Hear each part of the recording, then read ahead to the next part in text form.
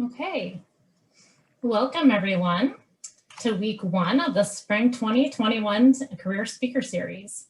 The Career Speaker Series is sponsored by the College of Marin, the Marin County Office of Education, and the Workforce Alliance of the North Bay. The Career Speaker Series will be held from 4 to 5 p.m. on Wednesdays through May 5th. Today's program will cover the topics of culinary arts, social justice, mental health, and higher education. To get us started, I'm going to do a quick round of introductions. My name is Sita Williams, and I work for the Workforce Alliance of the North Bay. Also moderating is Alex Jones from the College of Marin and Erica Green from Marin County Office of Education. Our presenters today are Steve Cohen, who's a chef instructor with College of Marin, and Elaine Leeder, Dean Emeritus from Sonoma State University. We will be recording this webinar. So you ask, why offer a career speaker series? So why are we doing this? Well, we'd like you to have exposure to some of our local professional experts. We'd like to introduce you to some jobs that you may not have heard about before. And we'd like to help you to make informed decisions about the next steps on your career path. What to expect today? The presentation hour will include an introduction like we're doing right now, speaker presentations, and question and answer time. Please use the chat function of the webinar to ask your questions. High school students, if you participate in all 10 of the webinars this spring, there's a possibility that you can earn elective credit for your time. If you're interested, please email me after the program and I'll make sure to put my email address in the chat for you. For those of you who are co-enrolled in the virtual job shadow program, you don't need to email me. You'll be getting your participation hours through the virtual job shadow program. College students, if you are taking a work experience class, please ask your counselor if participating in this program can count towards your hours. And throughout the presentation for all of you, we'll be adding informational links to educational opportunities and also labor market data for you. Webinar registration. This webinar, you get to register for whatever session you'd like individually. So after this session, if there's another one that you'd like to participate in, please use the original webinar registration link that you had. I will also make sure to put that in the chat. And if you have any questions, please email either Alex Jones, me, or you can email Erica Green as well. We'll make sure to put our contact information in the chat. And with that, I'd like to hand over the mic to Steve Cohen, who's going to be our first presenter. Okay, we're on. Well, hi everybody. I'm a chef instructor. I teach culinary arts and hospitality related subjects in a variety of settings. I teach culinary, I've taught at community colleges. I'm still doing that now. Private culinary schools, nonprofit organizations that have hospitality and culinary programs, and high school programs. And most of my students take these classes to explore the field of culinary art, to obtain new job skills, upgrade their current skills, and often change careers and looking for career change options in the nonprofits, community colleges, particularly with the adult students. The important thing about this is that culinary arts is a small segment of a much larger industry we refer to as hospitality. So hospitality includes culinary arts, but it also includes travel, tourism, hotels, restaurants, state parks, and any establishment that provides food, beverages, lodging, or entertainment. So in culinary arts, we have cooks and servers. You can work in healthcare, you can work in schools and colleges, businesses, government and city agencies. So there's a whole variety of places if you want to cook.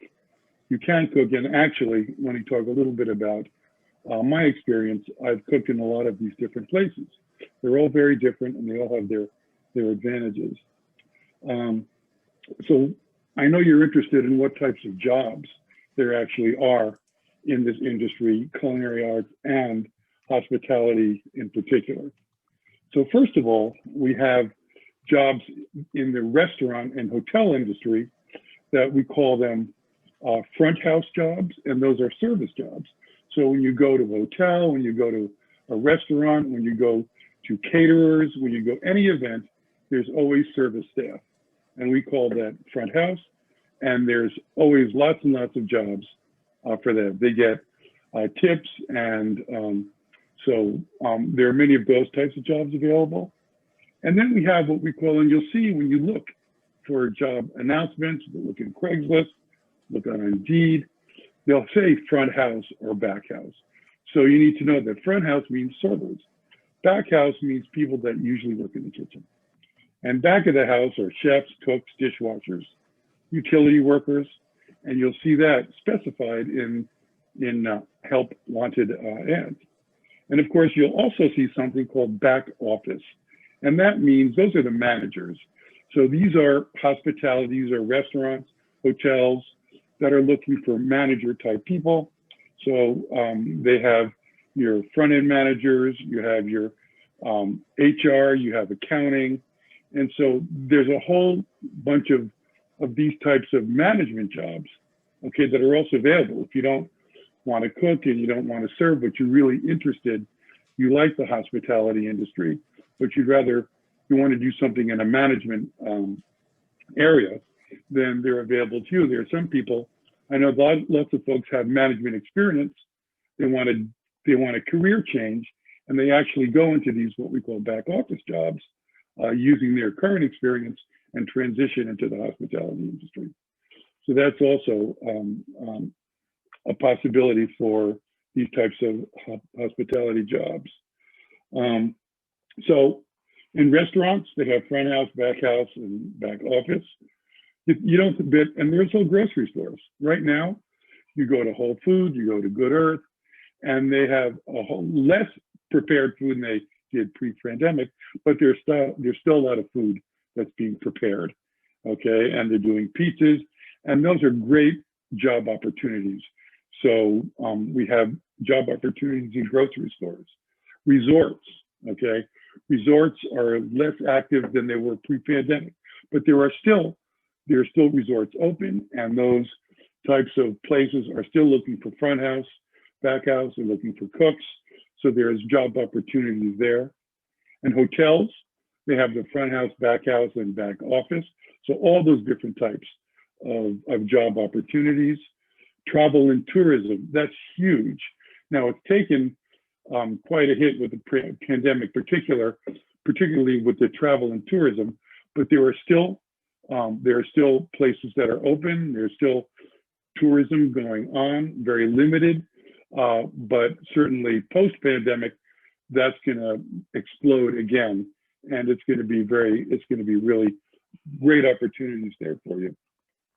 Government agencies. Okay, sometimes we don't even think about, our state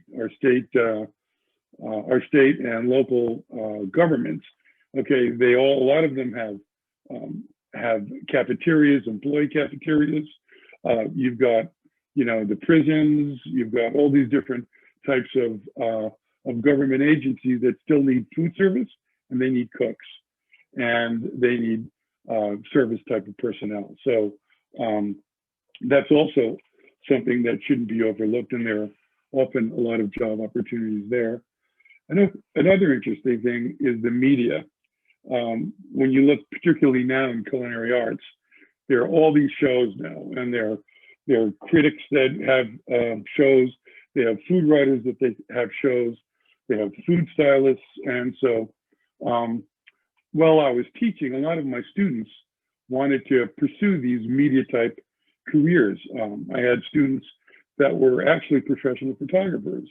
They decided that they wanted to transition into food photography. I had students that liked to write and were English majors. They wanted to become food writers. So there are also some options outside the kitchen or outside a facility that you can still pursue some sort of an occupation in culinary arts and hospitality. There are really lots of different things that for you. So, so my story is not a very conventional one. I wanted to be a teacher as long as I can remember. I wanted to be a teacher. And so I got my bachelor's degree, my master's degree in education. I graduated from college and there were no teaching jobs. It was like one of those things, teaching is cyclical. Sometimes they need teachers, other times they don't. And when I graduated from college, there were no teaching jobs available. I'm thinking back on it, you know, I'm a chef now. I've been cooking for a long time, but when I was younger, when I was in high school and hanging out with, you know, my parents and my grandparents, I was never one of those people, one of those kids that would like to hang out in the kitchen watching grandma cook or hang out in the kitchen watching my mom cook. I had no interest in cooking. I had no interest in the kitchen. I love to eat, but I mean, it's just something that I wasn't particularly interested at the time, you know? And so I needed a job, and it's really interesting because on the East Coast, and I'm from New York, they had a food service management company called ARA Services. Out here, they're called Aramark, and it was a very big food service management company. And at the time, they were recruiting, looking for college graduates to come and become managers. They had a 30-day training program. They would train you and then send you out into a whole variety of food service kitchens and establishments. So I decided to try that, and I ended up starting to work in a kitchen, a business and industry, like a employee dining room. That was my first job in that type of a kitchen in a big corporation. And as soon as I stepped in that kitchen, I was, you know, working with the chefs and talking to everybody, and I felt really at home in the kitchen environment. I really liked it. I liked the people, and it was like, wow, this could work for me. And so I stayed with that company for 4 years, and I moved around to all different types of kitchen environments. Healthcare, I worked in nursing homes, I worked in hospitals, I worked in senior facilities, and I worked in university dining, which was probably one of the most fun jobs that I ever had. Worked with college students, you know, and it was 24/7. But it was at this university and in this situation where I was actually a manager, they needed help to cover summer shifts. All the cooks were going on vacation, and they needed somebody to step in and cook about 100 meals a day, twice a day for people that were staying on campus and in different programs. I started developing a lot of curiosity while I was in these, you know, working in the kitchens about cooking. And so I said, sure, you know, I'll do it. And so they trained me, they gave me the recipes, the executive chef, you know, worked with me, taught me how to use all the equipment. You know, I had a couple of dry run-throughs, and they launched me on my own. And that's when I started cooking. It was like sink or swim, and I was happy that I was able to swim. and actually it turned out pretty well. And I really loved it. It was then that I got bitten by the bug. It was like, this is what I want to do. Somehow I want to try to do this. And so it worked out pretty well. And the best part of it, I didn't kill anybody. Everybody was happy. They loved the food. We got great, you know, great feedback. And then I went on. So I left that with some fairly decent cooking skills and the idea that I still wanted to teach. And so the next opportunity was one of my local high schools was looking for a culinary arts teacher. You call it ROP out here, and it was a trade tech high school. It was it was a great high school, and they were looking for a culinary arts teacher. So I said, why not give it a shot? I want to teach. You know, I've got some good cooking skills. This should be fun. And it actually was. So I ended up starting at teaching 9th and 10th grade. I ended up teaching all 4 grades. And at that point, I said, this is it. I'm cooking, I'm teaching, I'm sharing my knowledge. This is great. I had plans to eventually move on to teaching in community colleges. And But then, as luck would have it, or fate would have it, as it were, I got a call from my dad, who was living in California at the time. He was in Mendocino. He had bought a restaurant a few years earlier and decided that he didn't want to do that anymore. It wasn't fun. And he asked me to come out and, could I come out and help him? So I said, sure, what the heck? I'll try it. So I abandoned my plans to become a community college teacher and went out to California to work with my dad. Well, I kind of knew it, but when I got out there, I realized that my dad had bought a vegan restaurant. and it was like, here I was, meat and potatoes Steve, going to the town of Mendocino in the mid 80s in a vegan restaurant. And so that was, it was quite a challenge for me. I didn't know very much about it, but I was really lucky. I worked with some great vegan chefs and vegetarian chefs. Everything was made in-house. Everything was organic, and nothing was processed. And it was an amazing opportunity for me to keep learning. But while I was out there, I still didn't give up on teaching. And so about 5 minutes from the restaurant, we had a community school or a continuation school. And I met with the principal and said, let me have some students. I'll train them. I'll work with them during the day for a lunch service, and they can work for me at night doing busing and serving. And they did, and it was really wonderful to have those students from the community and from that continuation school working in the restaurant. And so basically, so I did that for a few years and then said, okay, Mendocino is great, but I think I need to go to a bigger environment and I want to keep moving. And by the way, what is not uncommon is chefs like myself would move, usually every couple of years for a couple of reasons. One, for advancement, and to try to do new things, because there's a lot to learn in the culinary arts field. There's so much to learn that you just can't stay in one place for 20 years, and most chefs don't. So it was time for me to move on. And I was very lucky to get hired on one of the local community colleges in the Bay Area, was looking for a chef instructor. And so I applied and got the job. And for 12 years, I was at that community college teaching culinary arts and teaching adult learners, teaching job skills, working with career changers. It was just an amazing opportunity. So I kind of narrowed it down that I really needed to be teaching culinary arts in post-secondary to adults, who wanted to upskill, change careers, that really wanted, the types of skills so they can better their lives. And so, so I did that for 12 years. And while I was there, I got a great opportunity. They sent me on sabbatical. I went to France, and I lived right outside of Paris for a year and cooked at 2 Michelin star restaurants. And that was probably one of the culminations of my cooking experience, working in a Michelin star restaurant in France. It was an amazing experience. And so again, that was much, much more to learn, more to be able to offer.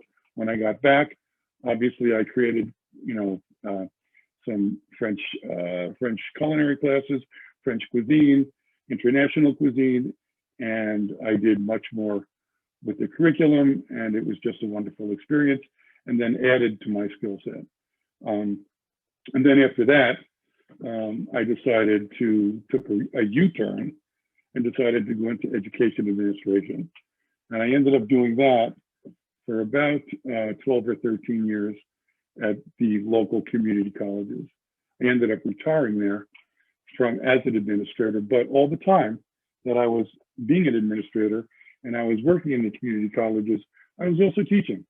When I was at some of the community colleges, I would actually work in the culinary department and teach culinary classes in the evening. And I also taught at some of the local private cooking schools.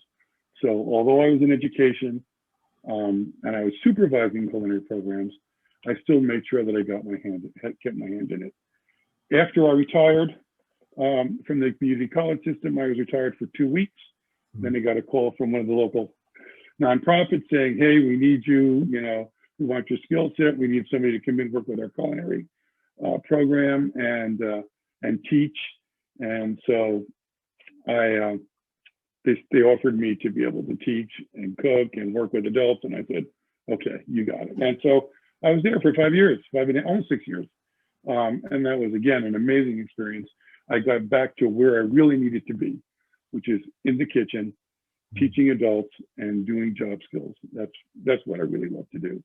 And then after that, basically, I moved on and then decided to become a consultant because I'd gotten a lot of calls from people asking me to teach all the courses that I was teaching at different organizations. So that's what I did. I moved on, and I was working at some of the other community colleges, several of the local nonprofits, and I'm able to teach now. And the advantages that I can pretty much teach what I want when I want, and that sort of thing. And so Steve, yeah. I have a question for you. You're talking about you're currently teaching in the culinary arts right now in the hospitality. Can you share a little bit with people on the call, with some of the attendees on the call? What are some of those maybe short-term trainings you have coming up that they might be interested to kind of start off with to head into this direction before we start taking questions? Okay, that's great. Well, first of all, thank you for that, Alex. Next week at the College of Marin, there are some short-term training programs in a whole bunch of different areas. But my courses are going to be, I'm going to teach the food handler, California food handler course. I'm teaching California the Serve Safe Manager preparation course. I'm teaching a new course. It's Serve Safe. It's Fundamentals of Responsible Alcohol Service. By next year this time, everyone in a restaurant or food service establishment that serves alcohol is going to have to be certified. They're going to have to take this certification. So I'm teaching that as well. And then I'm teaching a couple of customer service classes. And oh, sorry, go ahead. Yeah, so that's it. So your question, Alex? Yeah, so there's some questions in the box. And it's a common question that we've been getting. It makes perfect sense with like pandemic and everything like occurring. Like you mentioned briefly that we know like the labor market has changed as a result of the pandemic. Do you see, how do you envision that coming back post-pandemic? And what would your recommendations be for students to start preparing for entry into that workforce when it comes back or if it comes back? That's great. Actually, that was the last part of my presentation, so I'll jump to that right now. So basically, I looked at Craigslist today. I looked at Indeed today, and I looked under, food and beverage, chefs, cooks, and I was actually surprised to find that there are a lot of jobs out there. There are still jobs. There are caterers. I don't know if they're staffing up, to expand. One thing I have noticed that particularly the restaurants where I live and the restaurants around the Bay Area have become incredibly creative. They're doing things now with their restaurants and food that they never thought of doing. It's a matter of survival, but they're doing some really innovative things. So at this point, there are still grocery stores that are hiring. Healthcare is totally hiring. Hospitals, nursing homes, they're hiring. And I looked, and there are some catering companies, there are some restaurants, there's still some hiring doing, not as much as normally is, but there are still some jobs out there. And the answer to your second question is there are a lot of community colleges that actually are offering a lot of these classes online. So we have the courses that I'm taking, but there are also hospitality courses. College of Marin is offering an intro to hospitality course. Santa Rosa Junior College has got courses that are online. So a lot of your local community colleges from the north of California all the way to the southern California, these community colleges with culinary programs are offering a lot of classes online. So I would suggest that if you're really interested, you can start looking at that and maybe taking some courses in preparation for when things open up. Yeah, and Steve, thank you for sharing your journey as well, because it's kind of a common theme that we've noticed when having these conversations is that there's really there are pathways that are available, but a lot of times you'll come into your career, maybe not in the Exactly. traditional kind of fashion or method. And it's great to hear that students can always have opportunity, community members, everybody could always have the opportunity to try different pieces of things that they love, and then end up Right. back to what they really like, what they really like yearn to be, essentially. So I thank you for sharing that for us, with us. So right now, you mentioned, we have some programs, we know some people, some of the people on the call might be interested in transitioning into, these jobs that are opening up. So sounding like what you're saying, like we definitely have the short-term certificate programs. We have hospitality as well too. Anything else that comes to your mind that they could be doing as well to kind of prepare them, for these opportunities? Is there different, like, for example, like, there's culinary institutes, there's maybe different kind of, bachelor's degree programs. What are your thoughts around that?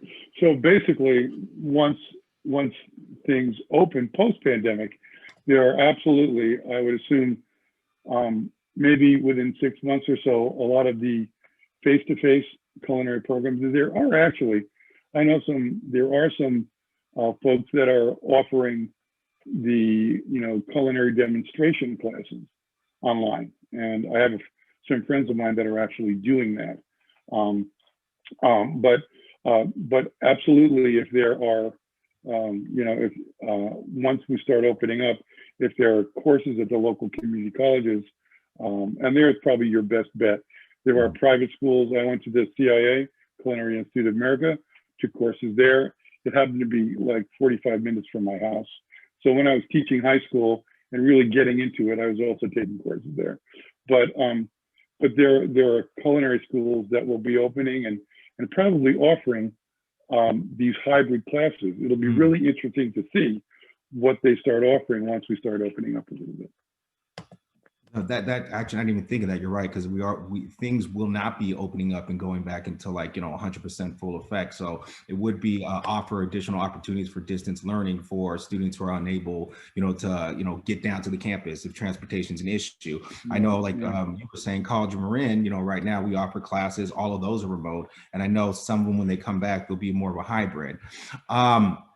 So one more question, because we have a couple of minutes left. For a person outside of the classes, somebody asked, could you recommend placements for internships, with these programs, or a way someone can get hands-on experience prior to taking any classes? Any recommendations around that? Well, for hospitality, it's kind of hard. Usually there might be some of the hotels. It would have to be a bigger organization. Small restaurants really don't have the ability to do that. Sometimes, they'll, and in my experience, they took students on and they would give them, 2 or 3 weeks as kind of an intern, pay them, but it would be short term. Your larger companies, your hotels, and some of your large organizations might be able to do that. And that's something that they can look into. And and Alex, you're really up on a lot of these internship opportunities. And it's just a matter, to be interesting to see what happens, when they go back, and if they're still going to be offering those types of things. Appreciate it. Well, Steve, thank you, so much for taking time to, talk with the students and the community members about culinary arts and hospitality. And we're going to put Steve's information in the chat box. So if you have any additional questions, feel free to reach out to him. You can reach out to me as well, too, or anybody else, Sita, Erica, everybody else on the call right now. But thank you again, Steve. So my pleasure. Awesome. Appreciate it, sir. All right. Now we're going to go to Elaine Leeder. She's the Dean Emeritus. I had to look that word up just so I make sure I pronounce it correctly. Dean Emeritus, Sonoma State University. She's going to talk today about social justice, mental health, and education. So Elaine, please, take it away.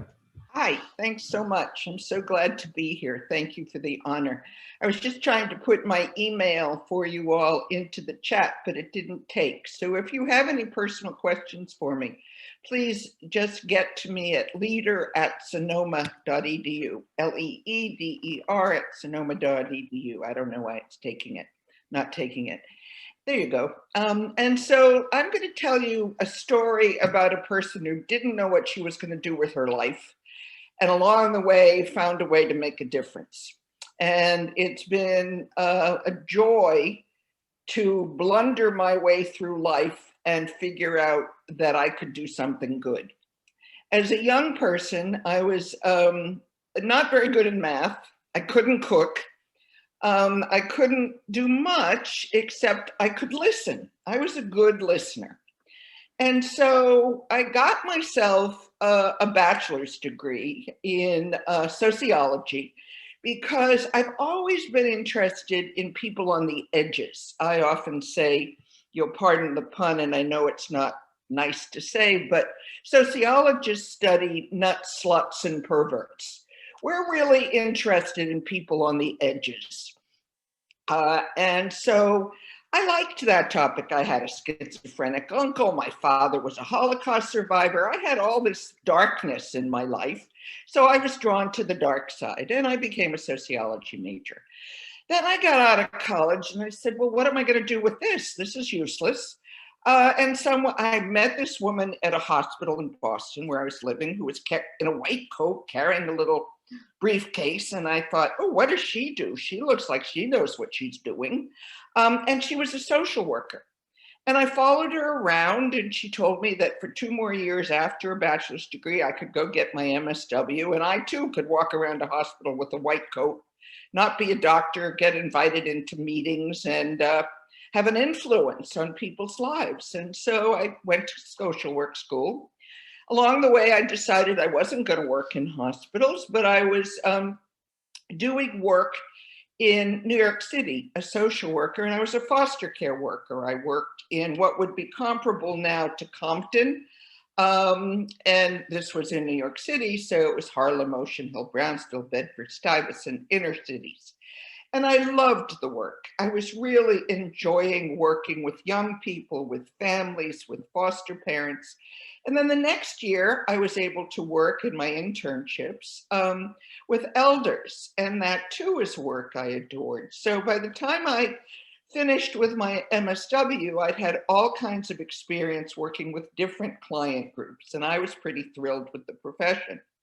And then the 60s and the 70s came along, and all of a sudden I was swept away by social movements. And so I got involved in anti-war, and I got involved in civil rights, and I got involved in various social justice. And I realized that with this MSW, I could actually work in fields that were transformative in society.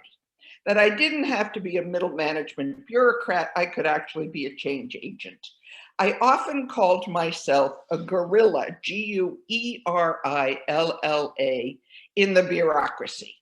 And that means somebody, not a gorilla animal, but a person who kind of goes into the bureaucracy and screws with it a little bit and tries to make it better for people and make it work for people. And I was relatively effective in all of that. I worked in mental hospitals and was able to keep people off of medication and get them alternative forms of treatment. Or I was able to work with alcoholics or drug abusers and really bring about some transformation in their life, as opposed to throwing them away or putting them in treatment programs that were ineffective. And so my career in social justice just kept evolving over time. You know that phrase that I'd love you to hear if you haven't heard it, life is what happens while you're making plans. Well, I was making plans to do I don't know what, but it was certainly not what I ended up doing. So after having worked in the fields of foster care and gerontology, and alcohol and drug abuse, I then decided, well, I kind of know what I'm doing. I have a degree, you know, I think I know it all. I didn't. None of us do ever. But I have another phrase that I work in my life with, which is fake it until you make it. And I'm telling you, it's worked my whole life. I often don't know what the hell I'm doing when I start out, but I get involved and I learn it as I go. And it appears that nobody else really knows what they're doing either. They just kind of fake it, and we all fake it together, and it works. We can make things happen. And so in the process, I opened a private practice and began to work in domestic violence, particularly abusive marriages, men beating their wives, mothers hitting their kids. It was a specialty. And I think the reason that I was drawn to violence was because my father's family was killed in Lithuania by the Nazis, marched out to a pit outside of their town and shot. My father's the only one who survived in the family, and I am the child of a survivor. And so I felt like I was drawn to darkness all the time, trying to figure out what makes people commit evil, what precipitates the ugliness of humanity. And along the way, I've actually gotten some answers. And so if you ever put in the chat, if you're interested, I'll give you my tips on what I think happens to make people commit evil. But what ended up happening was somewhere in my career, I came out to Berkeley. At the time I was teaching I was actually a therapist in upstate New York. And I came out to Berkeley and got a public health degree in mental health administration. And as a result of getting that extra little degree that I still rarely use, I was able to get a job teaching college. So you see, it just keeps building. The life keeps building as you don't know what you're doing. And so I get this job teaching college, and they tell me, you got to have a Ph.D. So I did what they told me. I went to school, I got a Ph.D. But along the way, and this is really what was transformative for me, I was leading a group of pre-college students, people your age, and we had to take a tour of any place we wanted to go. And one of the students said, I want to go to a prison. And I said, well, we live near Elmira Correctional Facility. I'll arrange it. So I went to the prison with 20 students. And when the tour was over, I said to the warden, my apologies, I forgot to shut off my phone. So I said to the warden, do you have any education here? And he said, well, we have GED. And I don't know what got into me. But I said, well, how about if I bring college education to Elmira Correctional Facility? He said, sure. Free? I said, yes. I went back to the college and I said, I'm willing to teach this course. Will you grant the credit? They said yes. And so I began teaching in prisons. And that began my career in reform of criminal justice system. And I would say it's my obsession at this time. I've been working in prisons now as a volunteer for 25 years. It is because of my social work background that I've gotten the gigs that I've gotten. So when in doubt, if you don't know what to do and you can't cook and you're not a good mechanic, get a master's in social work. It's really a useful degree. You can do anything with it. I flashed that little degree and doors open for me. It's not the PhD that opens doors, it's the MSW. So I started working in prisons, and my prison work, first I started out just teaching, and because I was teaching college by this point, I was teaching sociology, which was my field. And the guys loved it. They just adored the classes because here was not a correction officer, not a religious person coming in to educate them. And they were turned on by learning what college students were able to learn. And they were fabulous students. They had street smarts. They didn't have book learning, but they were the smartest students I've ever had. And in fact, many college professors who've gone with me to prison now say that they are the best students that college professors have ever had. And the reason for it is they're a captive audience. They care about their education. They have not had opportunities provided for them. And so once an opportunity is provided, they're grateful. and utilize the education completely. And so they help each other out. They work together in groups to prepare for presentations or their papers. They help people edit each other's work. There's really a sense of community. And so as a result of teaching at Elmira Correctional Facility, when I moved to California, I became a dean at Sonoma State. And I did that for about 20 years, but I missed prison. I really missed prisons. I loved running a university, not that you can really run them because they're pretty unrunnable, they're pretty unmanageable, but you do your best to try to contain the damage of what goes on in higher ed administration. But I missed prison. So I got a gig at San Quentin running education programs in San Quentin. And I did that for a couple of years. And then the guys invited me to run a group for them. And the group that I ran was self-help. And I see a really good question in the chat, what is social justice? So I would say that social justice is working for transformation of society for a greater good.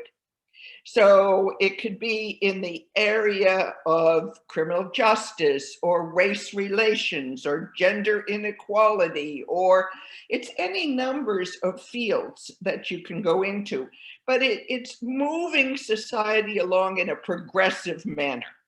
All right, it's bringing about change for the betterment of others.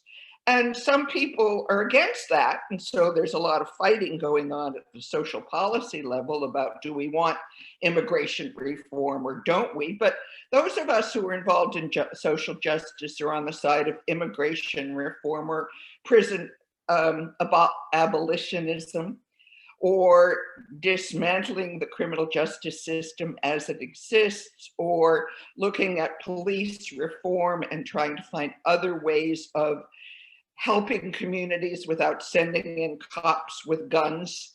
So there's all kinds of approaches to criminal justice or to social justice. What do I think it causes a mind? What's a question? What is social? How does it help others? Is it more of teaching or mentoring? I would say it could be done at any level. Social justice work can be done in teaching. You can mentor others. You also could become a policy advocate. Take a look at Anastasia Ocasio-Cortez. She's in the Congress now because she's a social justice advocate. So she wants to do it at a macro level. That's at the big level. Some of us want to do it at the interpersonal level. Some of us want to mentor kids. I certainly have done that as a college professor, mentoring young students who might be first generation immigrant and don't know the ropes of making it in college. That's social justice work as well. And so specifically, let me say, so an answer, it could be teaching, mentoring, or at a larger level. Also, what do you think causes the human mind to lose its emotion from emotional abuse of other people? Yes. Most of the people that I have worked with who are criminals, murder, rape, robbery, kidnapping, and I've worked with them all, multiple murderers, most of them were abused as children. And those of us who do research in this field know that probably 90% of people who engage in violent crimes were themselves violated as children, either emotionally or physically. And also, my understanding of people's behavior is, and this is true for Nazis, it was groupthink, that people can kill others because the group says it's okay. I had a guy I worked with in prison who told me he was a gang member and he killed people because his buddy said, this is what you do to be a member of a gang. It's like a rite of passage. And when I read books about the Nazis, it was the same sort of thing. They did it because, first of all, they didn't like killing, but they got drunk the first or second time. And then after a while, it was fine because everybody around them was doing it. And it was normalized. They were desensitized to it. So too the criminals that I have worked with. They're desensitized to the crimes that they commit, especially because it was normalized in their childhood. So if we're going to do any criminal justice reform or social transformation, you got to start early with the kids who got screwed up by their parents way too young and have lived it into the next generation and the next generation. You all are asking really good questions, by the way. Can I briefly explain the process of getting a job at San Quentin? Goal is to be a criminal justice correction school, hopefully either an intern or start work. Yes. Well, let me say, I've never worked in a prison. I volunteer in a prison. I've never gotten paid for that kind of work. To be a correction officer, you do have to have a CJ degree or a related degree. Some people are able to get in there with high school diplomas. There are jobs at San Quentin. Ms. Williams posted that. Do you know where they would find them, how to get them? Actually, San Quentin just contacted me about, they have 30 jobs open right now. And so we have a job fair, which I'll give you the link to later, which they'll participate in. And also if you know, it's something that you want to do later, maybe after you graduate, or I don't know if this is a college or a high school student or a job seeker, but you can follow up with me. Good. Yeah, so there are jobs. And let me say, and I'm going to say this bluntly, don't become one of those mean COs. There are plenty of them. They scare the hell out of me. And they're mean to, because somehow the process of being a correction officer has hardened them. And I do understand that that would happen after working in a place like that. But there are, the guys always tell me about the humane correction officers and the inhumane correction officers, and you can still do the job by being be a decent human being. And then there are others who just get off on having the power. My experience has been the people who scare me the most in prisons are the correction officers, to be honest with you, because they can pull a power on me anytime. I once wore a pair of shoes for months into the prison, and then one time, I wore the same shoes and a correction officer said to me, you can't go in. Wrong shoes, right? And I've had other correction officers just be grateful that I'm there, and others be really kind of surly and saying, you know, get your program over with or get the hell out of this room. We're using it for something else. So there's ways of doing it as a humane human being. And so let me just say that I need to tell you about, I only have 10 more minutes, and I want to tell you about what I'm doing now. So first I did education, then I did the group, and now I'm doing something called victim offender dialogue, in which the perpetrator of the violent crime and the victim of the crime are brought together in person or on Zoom. And they have a dialogue about the crime. And if you want to experience one of the most profound and transformative moments in a human being's life, you would watch something like this. There's a TV show that Van Jones did that was called Redemption on CNN. I urge you to watch it because that was eye-opening to see how this is done. And I've been doing this. The victim has to seek the, I'll answer, do I find this rewarding? It's the best work I've ever done. And I've been a professional since 1967. And I would never give up my prison work. I got tired of mental health and I got tired of gerontology and alcohol and drugs. I have never gotten tired, 25 years now, of doing prison work. And because I see the transformation that can take place. Sita, would you put in the chat the title of my book, My Life with Lifers? I wrote a book a couple of years back about my work with it. You can read excerpts online. It's called My Life with Lifers, Lessons for a Teacher, Humanity Has No Bars. And there are excerpts on the web. Also, if you'd like, Sita, could you also put in the chat my website, www.elaineleeder.com? Because you can look there and I talk about this kind of work. So the victim of the crime has to ask for a meeting with the perpetrator of the crime. And if they don't ask, it doesn't happen, even if the perpetrator wants to meet with them. So very few victims are open to this sort of thing. You know, you got to be pretty open-minded. You have to be forgiving. You have to have some empathy to want to talk to your perpetrator. But many people do. And I've probably done a dozen or so now. It takes about 3 to 6 months to prep the victim. 3 to 6 months, you go into the prison and you decide, you help talk to them about the crime and whether they have insight, whether they have remorse, whether they really have been programming and get what they have done, that they've taken responsibility for their actions. And many people in prison have not, but these folks have to. And as a result, when they're ready, you bring them together. And I have never experienced anything more profound. You know, I've been at a birth of a child, and that's pretty amazing.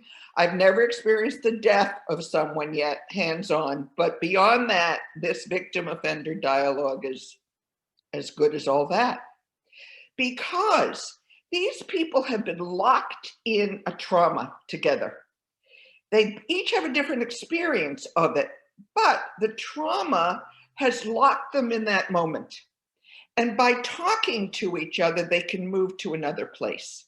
They can understand why the perpetrator committed the crime, what the consequences are to the victim, what the consequences are to the perpetrator's family. So they become human beings to each other rather than that guy over there who shot my sister. Right? Questions get answered. Like one mother wanted to know, well, what did my daughter say on her death as she was dying? Another mother wanted to know, well, why did you kill her? And when she found out, she understood. And so these things are, you know, I want to answer some of these questions. What piece of advice would I give to someone who wants to, I'd say get an MSW. Because doors open with an MSW, and they're written into all kinds of job descriptions. Sometimes the job description will say, or relate, you know, MSW or related degree. And in California, there's MFTs, marriage and family therapy, and that's a related degree. But if you want to work anywhere out of California, get an MSW. If you want to work in places where it's clearly stated MSW, get one of those, because then you take a certificate and you can take it anywhere around the world. You can't do that with an MFT. So I think that's the best degree. Yes, please, Alex. Oh, I got a question for you. And I know, you know, Sita, Eric, and even Steve, you guys can, you experience this as well too. You know, I might have a student or, you know, community member interested in possibly working, you know, like I want to work as maybe a psychiatrist, psychology, sociology interests me. You know, I may want to work with like adults. I may want to work with school-age children. I don't know. How a person like with all these passions, like what would be the first step for them so they can direct themselves, you know, towards their end result, you know, that career? First of all, you need to have a bachelor's degree in sociology or psychology or human development. Those are the three that I think are the most direct paths. In those bachelor's programs, there are internships available. And so people are allowed to go out and try. You know, when I started out, I didn't know what I wanted to do. And so I tried 5 or 6 or 7 different fields over a lifetime. And I fell into this and now I'm home. But before that, I got tired. When I was young, I wanted to work with youth. As I got older, I wanted to work with couples. When I got older than that, I wanted to work with elders. When I understood violence, I wanted to work with the violent. And so you don't know. What you do is you take one step, and then the next step emerges. And then from that, another step emerges. And it's just not a clear path. I remember at one point, because I had an MSW and a master's in public health, I was offered a position as a director of a mental health clinic or a position teaching part-time at a college. I made a fateful decision. I chose teaching at a college part-time with no job security as opposed to the director of a clinic. But I thought, oh, teaching would be fun. That's the most I knew. And I took that step. So first of all, take a discipline that grabs you, something that reaches your heart. I don't know how many people have taken business degrees and then have come to me post MBA and said, how do I get into what you do? Because they made a fortune, but now they want to do good in the world. And if you want to do good in the world, this is the kind of career you should have. If you want to make a fortune, don't go into this career, please, because you'll never be rich. And I still don't own a house in California because I've done this kind of work my whole life. Does that help, Alex? No, that does help. And, you're rich in spirit. So that's all that really matters, the rest of it goes away. But no, so there's a bunch by the way, everybody, phenomenal questions. So what I'm going to try to do is I'm going to try to bundle some questions together, but also Mrs. Leader's information. Don't call me Mrs. I am Dr. or Miss. Oh, Miss, sorry. I earned that damn degree. I want to be Dr. Leeder. It is definitely. Mrs. Leeder was my mother-in-law, and she died. Okay. So is it student, probably community member? There's some really good questions in here. So if someone had a question around white supremacy, how can someone remove this from the community? Somebody mentioned your approach. Has that changed because of recent events? I tell you, there's always a way for an old white woman or even a young white man to be an ally. And I have always been an ally. I marched with Martin Luther King in 1965 when there weren't a lot of white people in that crowd, but I was there. And people know who allies are. And at a predominantly white institution that I've worked in, universities, people know who to turn to. And so they come to me and I mentor students of color, and I know about my white privilege, and I try to educate others who are white about their privilege. And fortunately, I have a daughter now who teaches at U of O, and she does workshops on what's up with whiteness. So she too is confronting white supremacy and white superiority. And so we've got another generation working at it. So for those of you who are not of color, there's work out there for you in this field. And if you are, there's even more work for you out there in this field right now, because the jobs are truly opening up because we really understand the need to work on structural and institutional racism. Well, we're coming up on time. So Dr. Leeder, appreciate it. Appreciate you taking time to, talk with everybody. And I know there were some really solid questions in there. So, your question wasn't answered. Sorry, we're limited on time. Feel free to, send over an email. But no, thank you so much for taking, time to talk with everybody. Very interesting story. And, thank you. Definitely appreciate it.